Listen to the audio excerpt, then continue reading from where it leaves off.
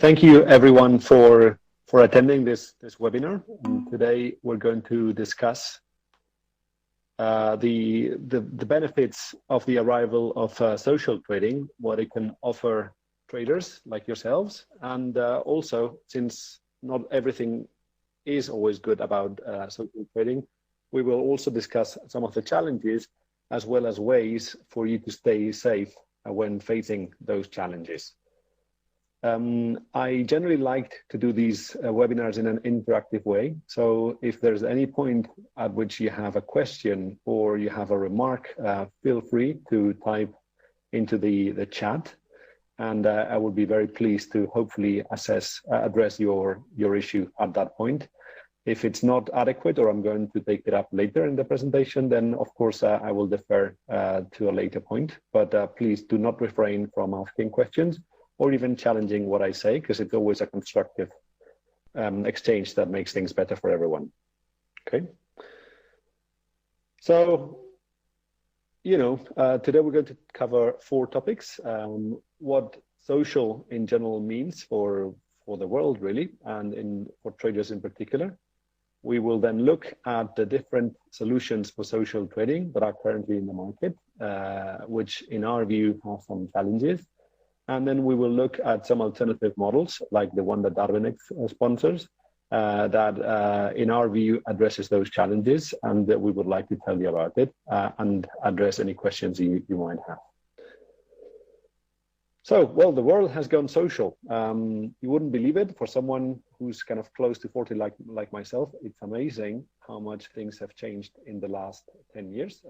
10 years ago, it's incredible to think that neither Facebook, nor Pinterest, nor Twitter, no Google Plus actually even existed. I don't even know about YouTube, but it must have been not too great by then. And it's really commonplace to anyone below the age of 25 today. So the growth of this has been exponential. And the big change that this implies is that social gives everyone a voice. And the question really is, where does this lead, both for society at large and for traders like you? Well, the fact what social has done is that information sharing has changed forever. When you probably went to school, what happened was you listened to the teacher. When you watched CNBC, you would be listening to the expert. And generally, there was one-to-many communication flow where there was somebody, like in this case, for instance, myself, who was the, so to say, the speaker or the expert whose voice had to be listened to. The big change that social brings is the possibility of peer-to-peer information exchange. And what you have here is a very nice visualization which shows the interactions between a network of traders with each other. And you can see, well, that there are some central nodes in the middle, presumably traders who have more credibility with the broader community, that have more connections to everyone else. And there are, towards the outside, there are nodes of people who presumably are just on a more passive or listener role, who then choose who they interact with. But the point is that this is not a hub and spoke model where everyone is listening to one expert anymore. Everybody is actually listening to everyone else. And this really changes the rules of the game. The point for traders is that the information flows on demand. So for instance, if you're actually interested in learning about the pound yen, well, you can find in places like FX Street, people who have more activity in the pound yen and listen only to those. Information flows granularly, so you can choose who to listen to and who not to.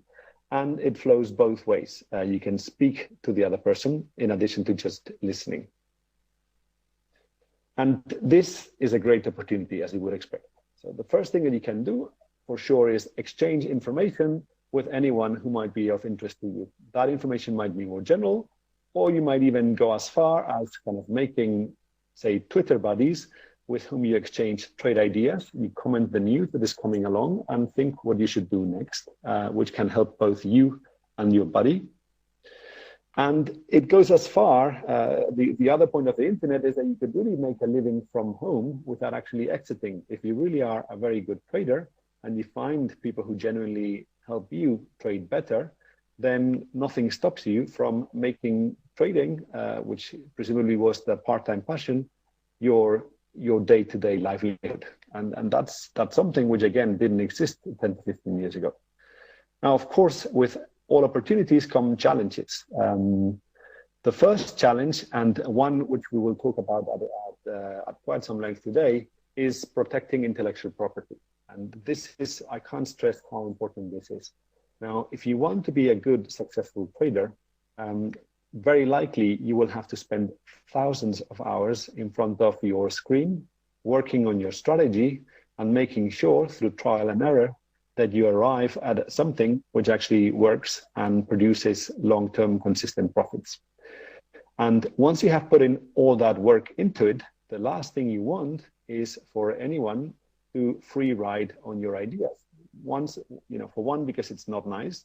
And for another, it's because someone who steals your idea and has more capital than you might actually profit from your strategy and leave you out of it without you being able to do anything about it once they have stolen your intellectual property.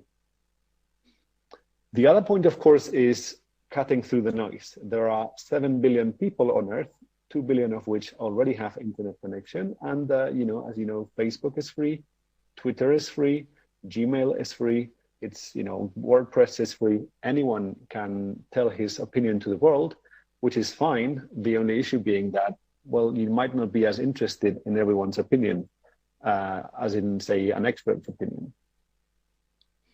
And last but not least, as we will discuss today, social trading, the fact that you exchange information which has to do with investments might have legal implications. For instance, whenever you're saying, I think we should now go long the Eurodollar, in some jurisdictions, such as in the UK, if you're getting paid for saying that, you would be engaging in the provision of investment advice, which is a regulated activity, and you might be in trouble if you don't hold the permissions to be able to provide such investment advice.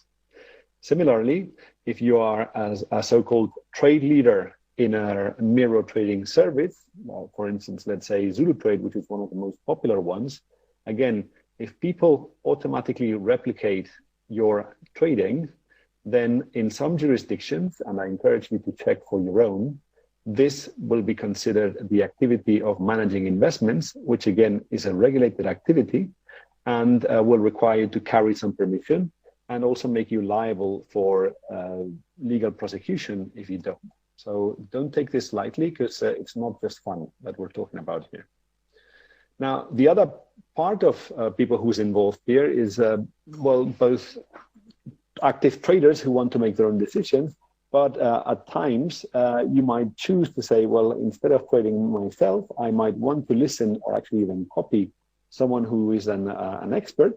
And that is a great opportunity for investors, because the arrival of the internet has created millions of talents who are now trading the markets, much more than, say, 15 years ago, where only bank employees traded.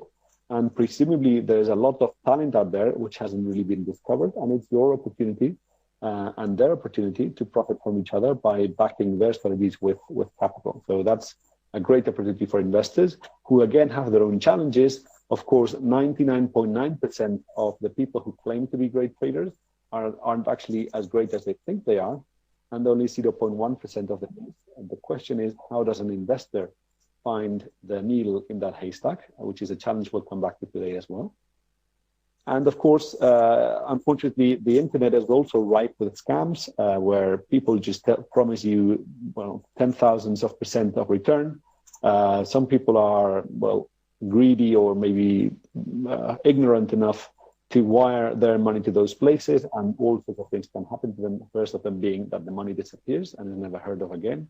Or maybe they're just sending it to back one of these 99.9% of bluff traders, and they end up losing it anyway. So to sum it all, if you're smart about using social, it is a great opportunity, but you have to be smart about it, because if you don't, the chances are you will fall short of your expectations. So how to profit about the social opportunities? I think there are 3 rules which sound like common sense. Unfortunately, not everyone applies his own judgment. So the first point is to think independently. So try to form your own opinion what it is that's being told to you, and use your own judgment to reach your goal. Do not, and I repeat, do not trust all these so-called experts who claim to have the truth. And I'll give you a few examples of just why that is not credible, and you should stay well away from it.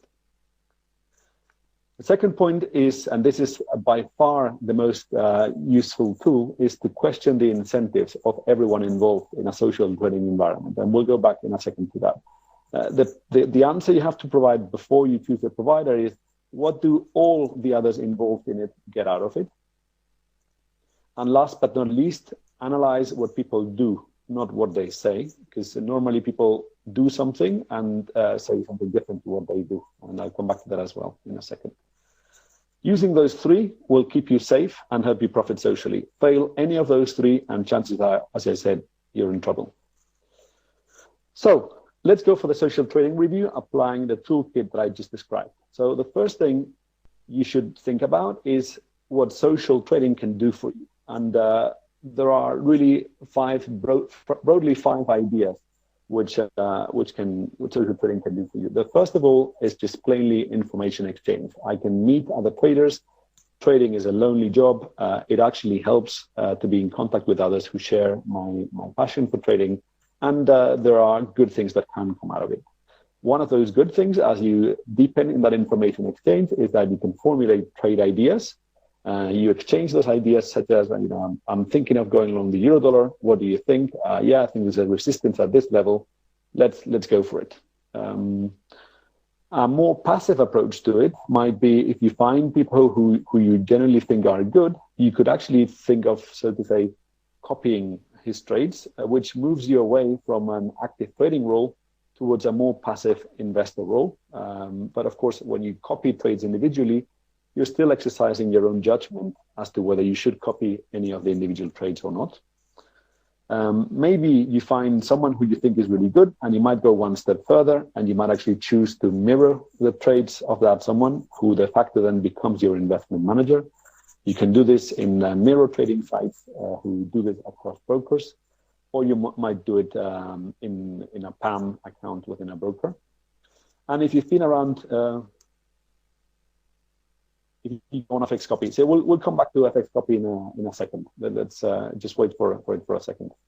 And the last step, of course, which can be an interesting one, if you have been trading for long enough, then social trading can be a source of revenues for you. So if you, let's say, the best example is when you're making a good percentage return on your own capital, you're making, say, 30% on your own capital, which is, say, 50,000 euros for 4 to 5 years in a row. Well, there's an opportunity if you allow people to mirror trade your trades. And if you make profits on everyone's money, then you could participate in the profits that everyone is making, and thus you earn a living, not just on your own money, but also on everybody else's money. Now, before I started this, I said we should pay attention to all the incentives of everyone involved. So it is very, very, very important to think of who is promoting the social trading. And well, if we're talking about general information exchange, there are plenty of trading groups in LinkedIn where people exchange information on a more general basis. Twitter has become a very, very popular tool with traders who choose to exchange ideas or interpretations of the market. And then there are various mirror copy trading sites. Some of them make their own money by getting paid by brokers for introducing customers to those brokers. So for instance, if you go to my Facebook, they have quite a popular product called Auto Trade, and there's others like FXstat, to name a few, who do that. So you can go there, and then they advertise trade leaders.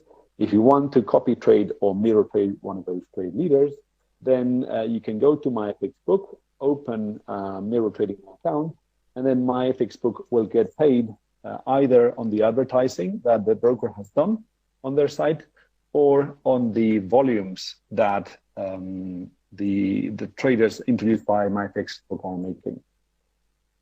If we go down this line, there are other models which are sponsored by their own broker. So eToro has become a very famous broker for copy trading. At eToro, you can go in and copy the trades by some of the more popular trade leaders on eToro.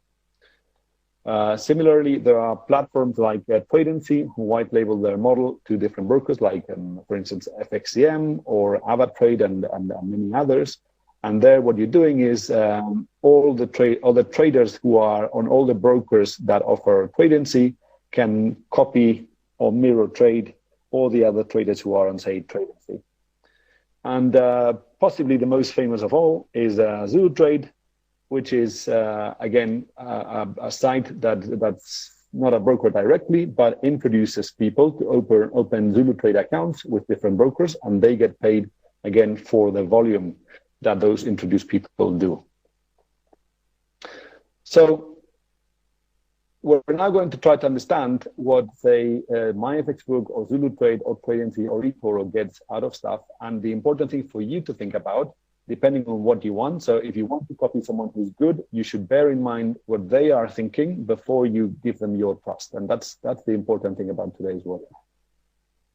So first point about information exchange, the first challenge, as I mentioned before, is how to cut the noise. Now, these days, everyone has a right to speak. So all the traders on all these sites will be talking about what they are doing and how good they are and how much profit they are achieving. Now, obviously, not everyone is profitable, and the people who are the most profitable are not necessarily the ones that speak the most. So the challenge really is to find who is worth listening to in this whole noise, and just paying attention to the ones that actually help you make profits, because ultimately that's what you want. You don't want anything else. So, and the best way to rule out bullshit from actual expertise is the people who generally are good, they publish their own track records, and the track records speak for them. So we're saying, close this trade for 900 pips on Twitter, and they publish that on Twitter 15 times a day. Well, always ask that guy to publish his track record in an independent site. So for instance, what we do here at Darwinex is we have a leaderboard where people can publish their track record for everyone to see. Since we are independent from the trade leader and they are submitting the trades real time, you can come to the site and actually check whether the evolution of the balance of the trader actually is what he says it is, and you can see each of the trades on the trading journal there. So that way you can make sure that people are not lying to you, which is unfortunately something that people have a tendency to do. So always, before you even choose of kind of social trading with someone or exchange ideas with them, make sure you know if they're good if they are as good as they say they are.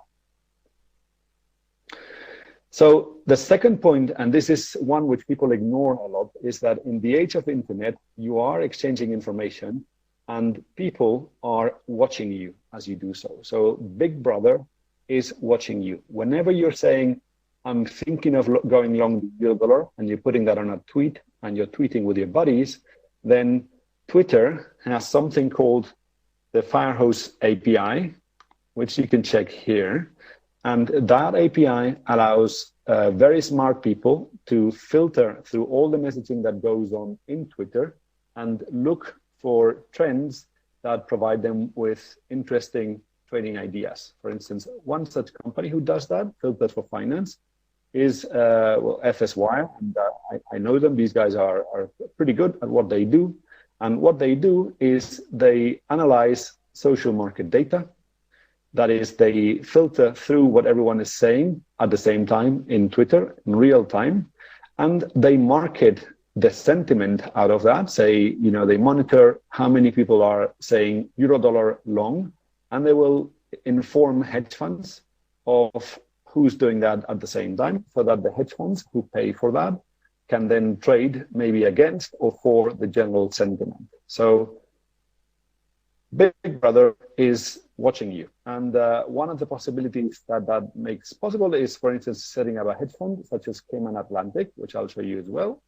again, set up by a very bright guy who has built a track record that is built on the basis of trading on changes in the Twitter market sentiment. And he's making a pretty substantial return for the last couple of years on a risk-adjusted basis. And really, this is, he's smart to do so, because people should know that if you don't know what the product is, then you are the product. In that way, basically think back to all the effort you've put into developing your strategy, and how do you know whether the accounts are genuine? That's a very good question.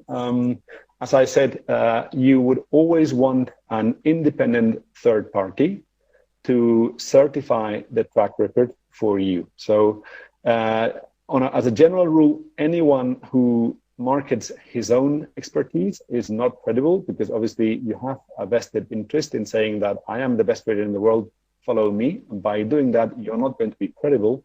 But if someone other than you does so, for instance, in this case, the company that I'm the CEO of is DarwinX, you can know that these accounts are genuine because, for instance, we have nothing to do. We are completely independent from this user, ForexPow, and he is reporting via his broker, without his intervention, real time, the trades that he is taking. So whenever he tells us that he's opened a US dollar Swiss, like a cable trade like here, we will find out the very moment that he has opened it. So he cannot backforge or fake the track record. So you can know that this is genuine if you believe that we're not lying. And why would we lie? Because we're independent from the trader. You could know that this is a genuine track record, and it's a pretty good one as well. Does that answer your question?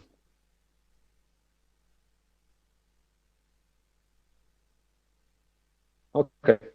But important point to take away is exactly, know that people are watching you. When you make use of one of these free services like Twitter, nothing, and I repeat, nothing is free in this life other than maybe the love of your parents, if you're lucky, but nothing else. So just always ask about the incentives. And the last, but not, the most glaring and obvious example of this is free social trading. So free social trading is so to say, okay, I am a very good trader, and I just happen to share my trade ideas because I love the world, and I give that away for nothing to the people who are listening. And that's a bit like saying, well, from the point of view of a follower, well, I've got this car, and you've got a car too. Since we both have a car, why don't we social share it? You get to drive mine, and I get to drive yours. In other words, the best trader in the world has had a trade idea, and the worst trader in the world has had a trade idea. And because both are traders, then according to social trading, all they do is share that trade idea. And unfortunately, that's just not how the world works. And that's something that you should really know. So if there's no payment involved, if the guy with the shitty car or the shitty trade is not paying anything to the guy with the fantastic car or the fantastic trade idea, then something is wrong. Because why? And this is the question. So if you owned a Ferrari trade, why would you give it away for free to anyone? You would never, I repeat, never give away your Ferrari for free to anyone other than maybe your father. And that's because there's no economics involved. So be very, very, very careful of free social trading, because there's no such thing as free social trading. And to understand where this is coming from, I go back to my statement of pay attention to the incentives of everyone that's involved in the social trade. So let's start from the point of view of a copy trader who wants to make a profit. So he's basically saying, and when the discount by 50, well, I'll come back to that. It's a good question, but I'll come back to that. Hopefully I'll be able to answer that. So the copy trader wants a profit, and he's basically going to a social trading site and saying, I want either, so to copy trade, maybe on eToro, or mirror trade on, say, Zulu Trade, strategies that win. And On the other hand of the equation, we have a trade leader who wants to make more money. The level of experience based. I don't really, so the level of experience based on, okay. That's a very good question. So Black Cat is asking what the level of experience is based on. And that's a very good question. So some people just say that they are good traders, and people then believe it or not. So it's actually based on what people say. Okay. So the level of experience on our side, on Darwin. Okay. So we have a very sophisticated algorithm that evaluates how many independent trading decisions have been made to be able to say that someone has a long enough track record so that he would get a selling an evaluation. Those selling systems. Let me go through the thought process. Those are the questions that you're making are very good, but let me go through the thought process. I think you understand what I'm trying to get at. From the point of view of the trade leader, a trade leader is the only reason why he would credibly let others participate in his profits is if he has a strategy that can make more money than he owns. So if you have 50,000 euros and are making 30% per year with a strategy that could manage 2 million euros and you don't have those 2 million euros, then there's a genuine business case to be made whereby you ask copy traders for 1,950,000 euros. You manage those 2 million, so your 50,000 plus the rest for everyone, and then you get paid on the success, on the 30% that you have achieved on the 1,950,000, which you didn't own in the first place. And the only way people will believe that you are successful is if you ask to be paid through success fees, because if you make money, then they'll pay you. If you don't, they will not pay you. And why would you do that if you weren't confident that you were going to get paid? So that's the important setup that you have to go for. It's a trade leader who doesn't have enough money to make what his strategy could be making. Now, the issue is for you to be able to do that in most jurisdictions, you need to be a regulated portfolio manager. And if you are not a regulated portfolio manager, you do not have the legal right to collect success fees.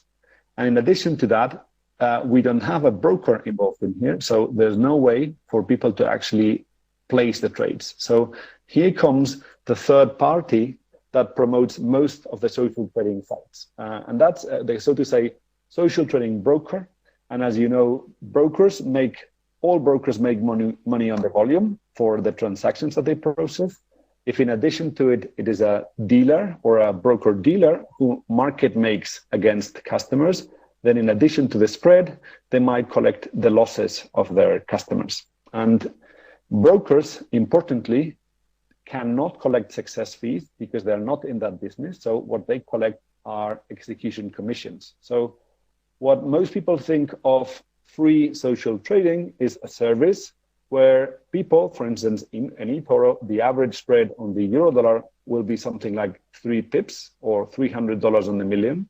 You can go to brokers like DarwinX, which charge $50 on the million, plus 0.1 to 0.2 spread on the euro dollar. So there's a substantial markup in commissions. And coming back to the trade leader, the way that the trade leader gets paid, remember, the credible way for the trade leader was to get paid on success fees, but he cannot collect them, and the broker cannot collect them. Since the broker can collect commissions, what happens here is that the broker overcharges commissions to the copy traders and kicks back some of those commissions to the trade leader. And the big problem with this is that the investor or the copy trader who wanted profit is paying for someone via volume, not profit.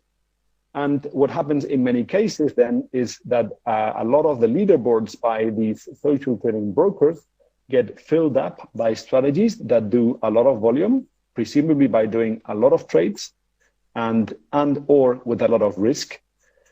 You can for a while get lucky with a lot of trades, with a lot of risk, and make very high profits.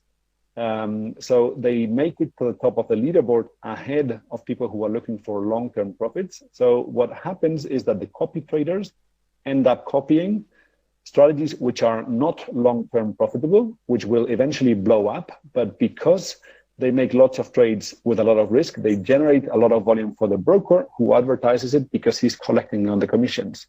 And what happens here, obviously, is that the winners here would be for sure the broker, possibly the trade leader, depending on the commissions that they kick back to the trade leader, but the copy trader, okay, careful when they say trade-off, and that's what you say. Okay. I don't really understand what you mean here. So what I'm saying is that there is a big incentive to generate lots of volume, and the only way to generate lots of volume is by either placing lots of trades or placing trades with high risk, and that is a fact. And so I am being quite careful when I say it. Does that answer your concern?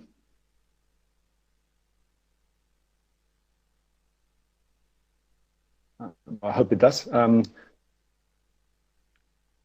Yeah, they get cuts and spreads. Yes, correct. So they get cuts and spreads, and the cuts and spreads is part of the volume. So the more volume there is. Oh, okay. So basically, the more volume, the more spread the broker collects, or the more commission. It depends on how they work, and that's what the trade leader is getting. But the issue here is that the trade leader is working for spread or commission or volume, and the copy trader wanted profit. So they're not going in the same direction, and that's the issue.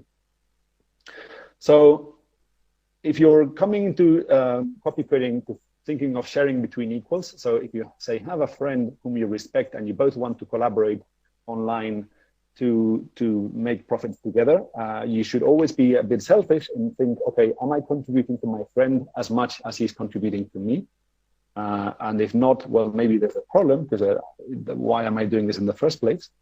The other one is sometimes we have a tendency to think that others know better than us. And the fact is that trading is a very lonely occupation where you have to really fight yourself to find your own strategy. And sometimes there's no one other than you who can help you at doing it.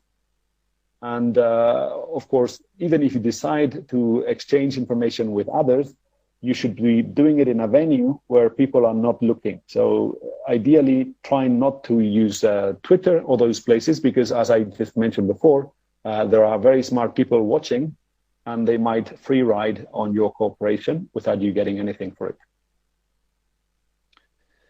If you're actually looking at copying or mirror trading in a PAM service, so you should ask the following questions, because if the service does not meet these criteria, very likely the trade leaders are not very good at it. So the first one is the service legal?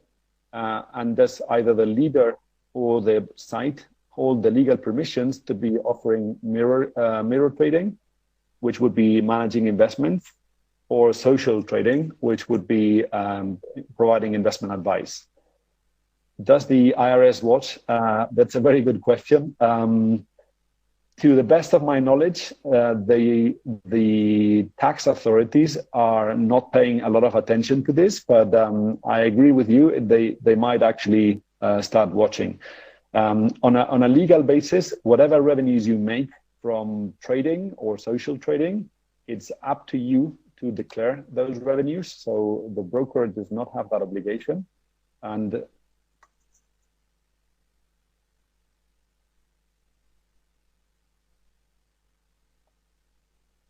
okay, so let's go through the two steps at a time. So first point was on the whether tax authorities are watching. Is I can't know. Obviously, if people start making millions in mirror trading sites, then I'm pretty sure the tax authorities will watch. For the time being, I am not aware of anyone making millions. I would hope that people make millions at Darwinex, but for the time being, I think it's a small thing. So the risk that the tax authorities are watching your earnings, I think, is still low.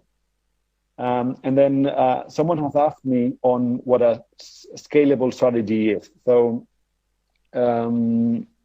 Well, bear in mind that whenever you are placing a trade, if there are a bunch of millions following you, then those millions are going to, okay, so our spreads, you can check our spreads on LMAX Professional. To give you an idea, the average spread on the euro dollar is about 0.2 on average. So they are quite competitive.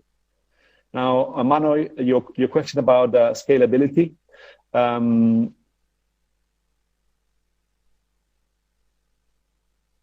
Okay, well, guys, I think we're, I'll be very happy to take individual questions relating to Darwinix maybe later, because that's actually outside the topic of the webinar, and Ethics Street, who have been kind enough to provide us with the platform, I will not be happy about it. So my email address I can put in here, and if you have any questions which are off topic, I'll be very, very happy to take those offline for you. So apologies for the questions that I can't answer today, but I'll be very happy to take them offline, as I mentioned. Okay, so so the legal issue was there. The next one is independent monitoring. So if there's no third party certifying the track record, for instance, like we do, yes, we can do questions after the presentations. I agree with that. So to be able to know whether something is legitimate, always ask for a third party to certify the track record. For instance, my FX book does it, and I think, in my opinion, they are credible. Others also do it. I'm not so sure about the others. Then the compensation, very, very important. So if the trade leader is not getting paid on the basis of profits, at least partially, you should be very, very, very skeptical of that trade leader. So, because as I mentioned, the only rational reason why a trade leader would allow others to share in a profitable strategy is if he needs additional capital and wants to participate in the success fees. If he doesn't need that and agrees to just getting paid on compensation, then I think it's unlikely that you will get long-term profits out of that trade leader. Because, as I said, he's not aligned with your profit. So he's actually looking for volumes, not profits. And that's your problem as a follower. So when we look at alternative models, if you think of what we've covered so far, is we have described the brokers' incentives, and we have described the trade followers' incentives. But the important thing to understand is to think of the trade leaders' incentives. And that's the right way to approach this one.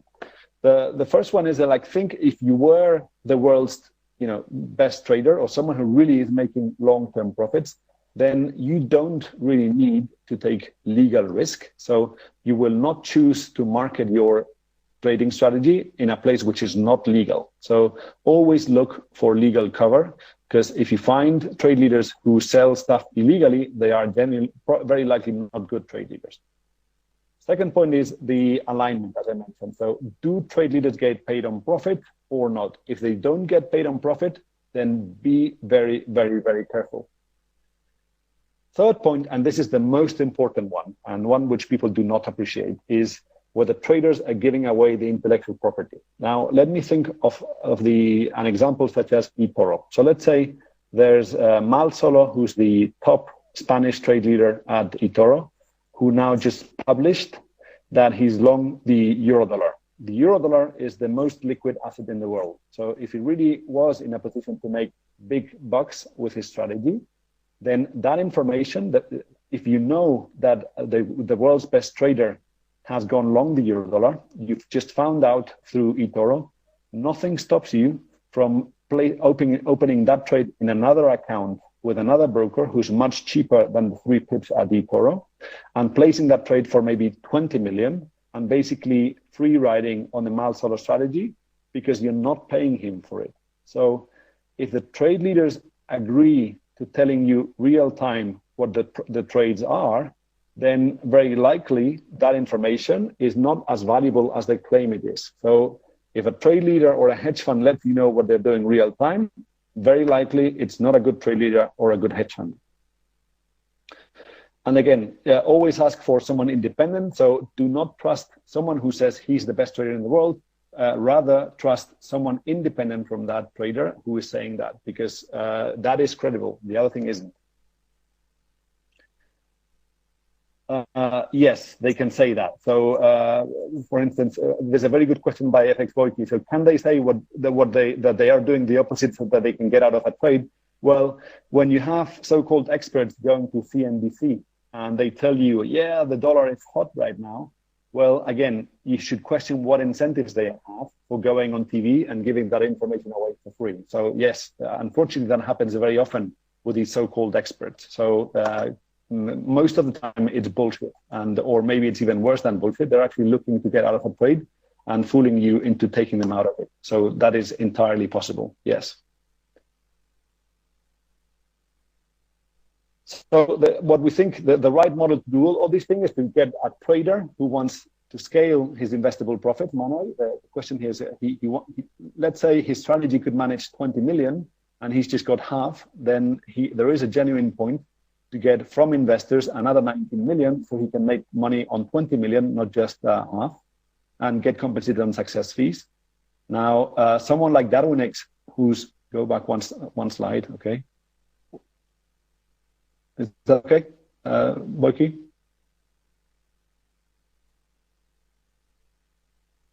Okay, going for the next one. So the genuinely good setup is one where instead of a broker, there's an asset manager who's doing this. And we independently rate the strategies for investor appeal on our site and manage the risk for the investors. We pay the trade leaders on success fees.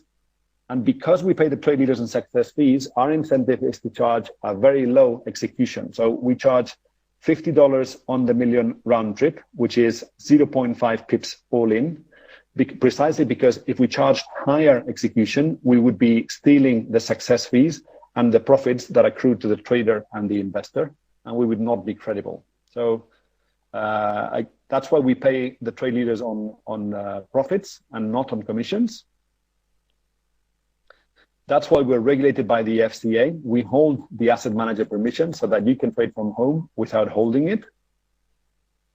And this is the most important one. This is why when you buy a strategy at DarwinX, we will not tell you real time what that strategy is doing. So we transform the traders into assets. So let's say FX Boyki is long the euro dollar and an investor is mirroring him.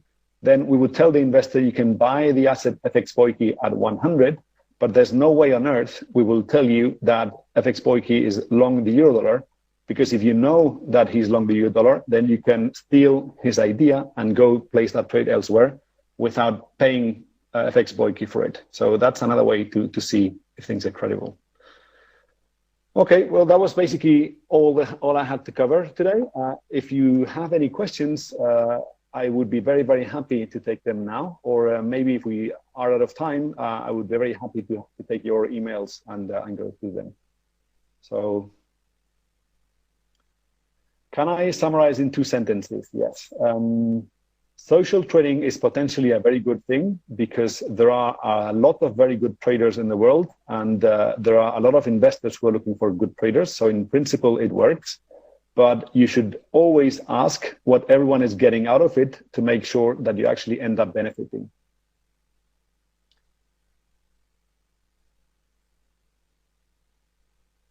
Did that summarize it all well? MRCC?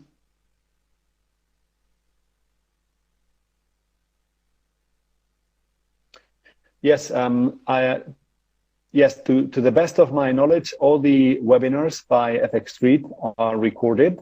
So you can ask the host to provide a link and you will be able to watch the entire recording. So yeah, don't worry if you were late. This will be available for you later. It's okay. Okay, guys. So there you go. That's where the recording will be. The very good traders. Okay, I'd like to go to DarwinX and we have a rating where we say who we think they are. We may not be right, but we are independent for them, so it is credible. Okay, guys. So take care and happy trading, everyone. Black Cat, please write to me, and we can take that offline. The definition of a good trader. We can take that offline. Okay. Take care. Bye bye.